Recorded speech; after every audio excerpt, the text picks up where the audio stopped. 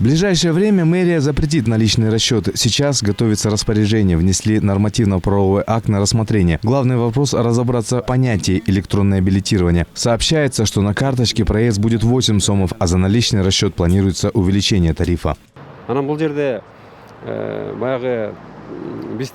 Сейчас все нас винят, что мы подняли этот вопрос. Мы пошли по примеру зарубежных стран. Мы просто дали информацию. Повышать тарифы или нет, пока не решили. Сколько стоит проезд по билету и наличкой? Сами посмотрите информацию.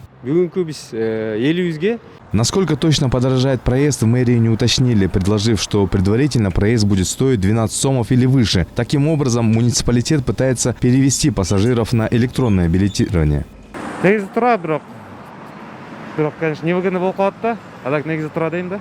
Ыңгайлуу эле. Карточкамен. Көтөрүлүшүнө каршыбыз, конечно. Эл кыйналып атат. Элди баккан мамлекет жок. Ар ким өзү оокат кылып атат. Кыйын эле болуп калат. Ну, если они хотят, чтобы полностью на карточный режим, то да. Ыңгайлуу карточка колдонгондо эле. Эми ар ким ар кандай кылат. Жок, мага ыңгайсыз. По мнению чиновников мэрии, использование карт обеспечит повышение доходной части предприятия, благодаря чему можно будет ремонтировать транспорт и повышать зарплаты сотрудникам. Например, водительдерге деле бизге, например. Некоторым водителям нравится, а некоторым нет. Большинству нравится, когда расплачиваются наличкой, но здесь возле водителя собирается много пассажиров.